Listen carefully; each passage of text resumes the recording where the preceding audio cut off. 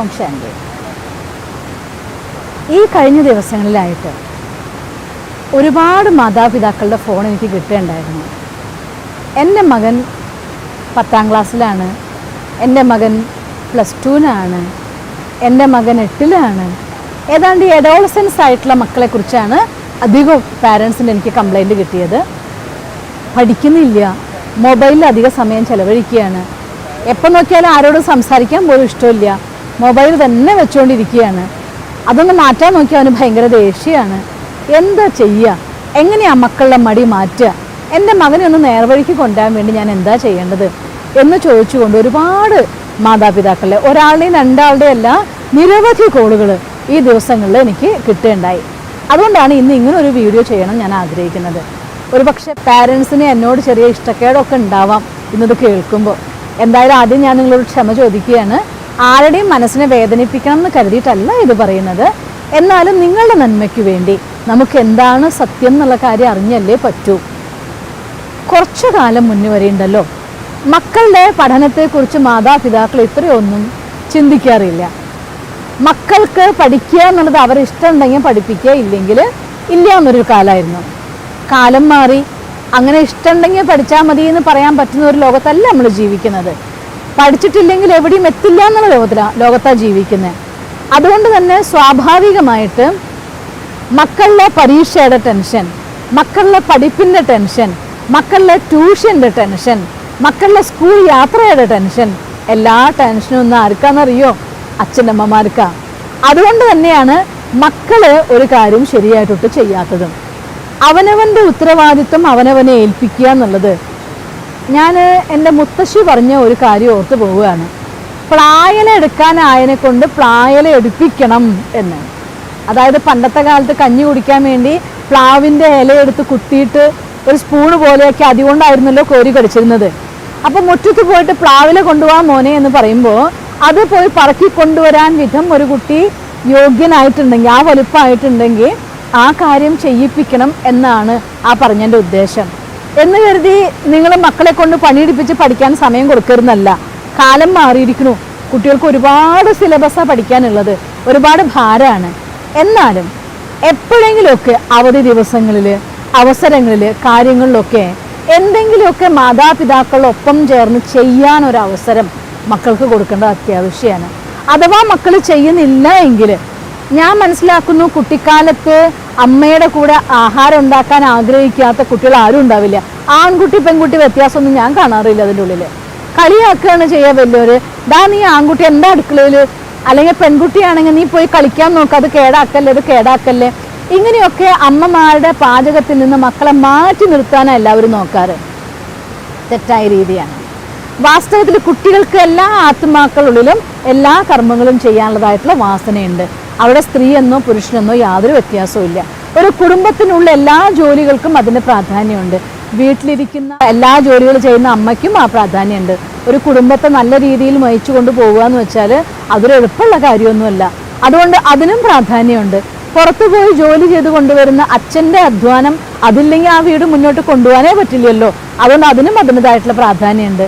അതുകൊണ്ട് മാതാപിതാക്കളുടെ അവസ്ഥകളെ മനസ്സിലാക്കിച്ചുകൊണ്ട് അവരുടെ കൂടെ കാര്യങ്ങളിൽ ഇൻവോൾവ് ആക്കിച്ചുകൊണ്ടാണ് മക്കളെ വളർത്തുന്നതെങ്കിൽ അവർക്ക് ഇത്തരത്തിൽ ടെക്നോളജിയോടൊരു അഡിക്ഷൻ ഉണ്ടാവില്ല എന്നതാണ് സത്യം. ഉപയോഗിക്കാതിരിക്കില്ല, എക്സ്പെർട്സ് ആവാതിരിക്കില്ല, പക്ഷെ അതിനോട് അഡിക്ഷൻ ഉണ്ടാവില്ല. അതുകൊണ്ട് അതിൻ്റെ ഉത്തരവാദികൾ മറ്റാരുമല്ല, നമ്മൾ തന്നെയാണ്, മാതാപിതാക്കൾ തന്നെയാണ്. ഇനി അങ്ങനെ ആയിപ്പോയി, മാറാനിപ്പോൾ എന്താ ഒരു വഴി? അങ്ങനെ ആയിപ്പോയി എന്ന് പറഞ്ഞുകൊണ്ട് വല്ല വഴിയുണ്ടോ നമുക്ക്? അത് പറഞ്ഞതുകൊണ്ട് അവരങ്ങനെ ആവട്ടെ എന്ന് വിചാരിക്കാൻ പറ്റുമോ? രണ്ടും ആവില്ല. ഒരു പോംവഴി നമുക്ക് കണ്ടെത്തിയേ പറ്റുമോ. എന്താ പോംവഴി എന്നറിയോ? കാര്യത്തിന് വഴക്ക് പറഞ്ഞിട്ട് അതോടെ വെക്കടാ, നീ പഠിക്കാൻ കണ്ടിട്ടില്ലേ, പഠിക്കേ. ഇതുകൊണ്ട് ഒരു കുട്ടിയും പഠിക്കാൻ പോകുന്നില്ല, ഒരു സാധനം ഉപേക്ഷിക്കാനും പോകുന്നില്ല. നല്ല കാര്യം, യഥാർത്ഥമായിരിക്കുന്ന കമ്മ്യൂണിക്കേഷൻ നമ്മൾ പാരൻസ് പഠിച്ചിട്ടുണ്ടായിരിക്കണം എന്നുള്ളതാണ്. ഒരു കാര്യം എന്തുകൊണ്ട് ചെയ്യരുത് എന്ന ഒരു ആശയവിനിമയം മക്കളായിട്ട് നമ്മൾ നടത്തുകയാണെങ്കിൽ തീർച്ചയായിട്ടും അവർക്കതിൻ്റെ ദൂഷ്യഫലങ്ങളെക്കുറിച്ച് മനസ്സിലാവും. മോനെ, ഇങ്ങനെ നീ ചെയ്യരുത്, ഈ മൊബൈൽ അധികം ഉപയോഗിച്ചാൽ അധികം വൈകാതെ നിന്റെ ബ്രെയിൻ സെൽസ് ഡാമേജ് ആവും, നിന്റെ ഓർമ്മശക്തി നഷ്ടപ്പെടും, നിനക്ക് കളിക്കാനുള്ള, വളരാനും പഠിക്കാനുള്ള കഴിവില്ലാതെയാവും. ഇങ്ങനെയൊക്കെ കാര്യങ്ങൾ ദോഷഫലം ഉണ്ടാവും എന്നറിഞ്ഞാൽ പതുക്കെ പതുക്കെ കുട്ടികൾക്ക് അതിനോടുള്ള ചെറിയ കുഞ്ഞുങ്ങളായിരിക്കുമ്പോൾ കുറച്ച് വലുത് കഴിഞ്ഞാൽ അതിന് അഡിക്ഷൻ വന്നാലോ ആ അഡിക്ഷനിൽ അവർ അനുഭവിച്ചു കൊണ്ടിരിക്കുന്ന അവരുടെ ഫ്യൂച്ചർ എന്തായിരിക്കും? കാരണം എൻ്റെ ഫ്യൂച്ചർ എന്താണെന്ന് ഒരാൾ സ്വയം നിശ്ചയിക്കാത്തിടത്തോളം കാലം ഒരാൾക്കും അതിൽ മുന്നേറാനോ മാറ്റാനോ സാധ്യമല്ല. അതുകൊണ്ട് മാറാൻ പറയുന്നേക്കാൾ നല്ലത് എന്തുകൊണ്ട് മാറണമെന്നും മാറിയില്ലെങ്കിൽ എന്ത് സംഭവിക്കുമെന്നും നിങ്ങളുടെ മക്കൾക്ക് അത് ആ ഒരു നല്ല സംസാരത്തിലൂടെ സ്നേഹത്തോടെ ഒരു ആശയവിനിമയത്തിൻ്റെ ഭാവത്തിൽ മക്കളെ നല്ലൊരു ഫ്രണ്ടായി കണ്ടുകൊണ്ട് ഞാൻ ഓർക്കും, തനിക്ക് പോകുന്ന മക്കളെ താനായി തന്നെ ആദരിക്കണം എന്ന് നമ്മുടെ കാരണന്മാർ പറയാറുണ്ട്. മക്കള് തന്നോളം വലുപ്പായ വേറൊരു ചൊല്ല് കേട്ടിട്ടുണ്ട് ഇംഗ്ലീഷിൽ, നിങ്ങളുടെ ഷൂസിൽ മകൻ്റെ കാല് ഫിറ്റ് ആവുമെങ്കിൽ പിന്നെ നിങ്ങളെപ്പോലെ നിങ്ങളുടെ മകനോട് പെരുമാറാവൂ എന്നൊക്കെ. അച്ഛനാണ്, മകനാണ്, അമ്മയാണ്, മകളാണ് ഒക്കെ ശരിയാണ്. പക്ഷേ ഒരു വ്യക്തിത്വം വളർന്ന് വികസിച്ച് അവരോളമായി കഴിഞ്ഞു കഴിഞ്ഞാൽ ആ തുല്യമായിരിക്കുന്ന ആദരവോടെ സ്നേഹത്തോടെ പെരുമാറേണ്ടത് അത്യാവശ്യമാണ്. അവിടെ അധികാരം ഒരിക്കലും വിലപ്പോവാറില്ല. അതുകൊണ്ട് സ്നേഹത്തിൻ്റെ ആദരവിൻ്റെ ഭാഷയിലാണ് മക്കൾക്ക് നമ്മൾ കൈമാറേണ്ടത്. അതുകൊണ്ട് നിർബന്ധിതമായിട്ട് പിടിച്ചു മാറ്റാതെ അതുകൊണ്ടുണ്ടാകുന്ന ദൂഷ്യവശങ്ങളെക്കുറിച്ച് അവരോട് പറയുകയും. പിന്നെ വേറൊരു കാര്യം കൂടിയുണ്ട്. പറയുന്ന സമയത്ത് പലരും എന്നോട് പറയാറുണ്ട്, ഞാൻ ഇങ്ങനെയൊക്കെ പറഞ്ഞു കൊടുത്തു, മനസ്സിലാക്കാൻ നോക്കി, മനസ്സിലാക്കണ്ടേ, വല്ലതും സ്വീകരിച്ചിട്ട് വേണ്ടേ പറയാൻ എന്നൊക്കെ പറയാറുണ്ട്. ഞാൻ സ്നേഹത്തോടെ മാതാപിതാക്കളോട് പറയുകയാണ്, ദേഷ്യം ഉള്ളിൽ വന്നിട്ട് നമ്മൾ ഇതൊക്കെ പറഞ്ഞു കൊടുത്തിട്ട് ഒറ്റ ദിവസം കൊണ്ട് അവൻ മാറുന്നുള്ള ആഗ്രഹത്തോടെ പറയുകയും മാറാതായി കാണുമ്പോൾ ഇറിറ്റേഷൻ വന്നുകൊണ്ട് ആ ഇറിറ്റേഷനെ മറച്ചു വെച്ച് അവരോട് പറയുകയും ചെയ്യുമ്പോൾ പറഞ്ഞു പോയാൽ കുട്ടികൾ എന്തെങ്കിലും ചെയ്യുമോ എന്നൊക്കെ പേടിച്ചിട്ട് പറയുമ്പോൾ നിങ്ങൾക്കറിയോ നല്ലൊരു ഗിഫ്റ്റ്, അത് ബ്യൂട്ടിഫുൾ ആയിട്ടുള്ള പാക്കഡാണ്. പക്ഷേ അതിലടിച്ച സ്പ്രേ ഏതെങ്കിലും വേസ്റ്റിൻ്റെ ദുർഗന്ധമാണെങ്കിൽ ആ ഗിഫ്റ്റ് നിങ്ങൾ വാങ്ങില്ലല്ലോ, സ്വീകരിക്കില്ലല്ലോ. ഇൻ ദ സെയിം വേ നമ്മൾ പറഞ്ഞു കൊടുക്കുന്ന വാക്കുകളിൽ ആദ്യം നമുക്ക് വിശ്വാസം വേണം. രണ്ടാമത് അത് നമ്മുടെ പ്രാക്ടിക്കൽ ലൈഫിൽ നമ്മൾ കൊണ്ടുവരാൻ ശ്രമിക്കണം. മൂന്നാമത് എൻ്റെ മകൻ തീർച്ചയായിട്ടും മാറും, എൻ്റെ കുട്ടി നന്നാവും എന്നുള്ളതായിരിക്കുന്ന ഉറച്ച വിശ്വാസത്തോടു കൂടി അവരോടുള്ളതായിട്ടുള്ള ദേഷ്യവും ഇറിറ്റേഷനും ഇല്ലാതാക്കി മാറ്റിക്കളഞ്ഞുകൊണ്ട് അവരും ഒരു ആത്മാവാണ്, ആ ആത്മാവിൻ്റെ മംഗളം സംഭവിച്ചേ തീരൂ എന്നതായിരിക്കുന്ന ഉറച്ച വിശ്വാസത്തോട് കൂടിയിട്ട്, അതായത് വിത്ത് ഗുഡ് വൈബ്രേഷൻസിൻ്റെ സ്പ്രേയോടുകൂടി നല്ല വാക്കുകൾ പറഞ്ഞു കൊടുത്താലും നല്ല കാര്യങ്ങൾ പറഞ്ഞു കൊടുത്താലും തീർച്ചയായിട്ടും അവരുടെ മനസ്സിൻ്റെ ഉള്ളിൽ അതിൻ്റെ പ്രഭാവം ഉണ്ടാക്കും.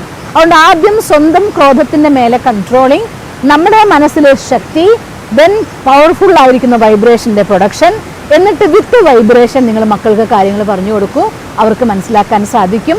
പിന്നെ അതുകൊണ്ട് മാത്രം സാധിക്കുന്നില്ലെങ്കിൽ നല്ല ഏതെങ്കിലും സത്സംഗത്തിലേക്ക് കൂട്ടിക്കൊണ്ടുപോയാലും നല്ല ആളുകളുമായിട്ടുള്ള കമ്മ്യൂണിക്കേഷനിലൂടെ അവരുള്ളിലേക്ക് പോസിറ്റീവായിട്ടുള്ള ഇൻഫോർമേഷൻ, അതിൻ്റെ നീഡ്, അതുകൊണ്ടാവുന്ന ബെനിഫിറ്റ്, ഇല്ലെങ്കിൽ ഉണ്ടാവുന്ന ലോസ്, ഇത്രയും കാര്യങ്ങൾ നിങ്ങളുടെ ഇൻജെക്ട് ചെയ്യാൻ പറ്റുകയാണെങ്കിൽ നിങ്ങൾക്ക് നിങ്ങളുടെ മക്കളുടെ ഏതൊരു സ്വഭാവത്തിനും മാറ്റാൻ പറ്റും. അതുകൊണ്ട് മക്കളുടെ നല്ല ഫ്രണ്ട് ആവണം, എന്നിട്ട് അവരുള്ളൊരു പരിവർത്തനം കൊണ്ടുവരണം. ആദ്യം സ്വയം നിയന്ത്രിക്കണം, നമ്മളുടെ ശക്തി നിറയ്ക്കണം, എന്നിട്ട് മക്കളുടെ ഫ്രണ്ട് ആവണം. അവരെ സമാധാനത്തോട് കൂടിയിട്ട് ശക്തി കൊടുത്തുകൊണ്ട്, വൈബ്രേഷൻ കൊടുത്തുകൊണ്ട് അവരിൽ പരിവർത്തനം കൊണ്ടുവരണം. ഓം ശാന്തി.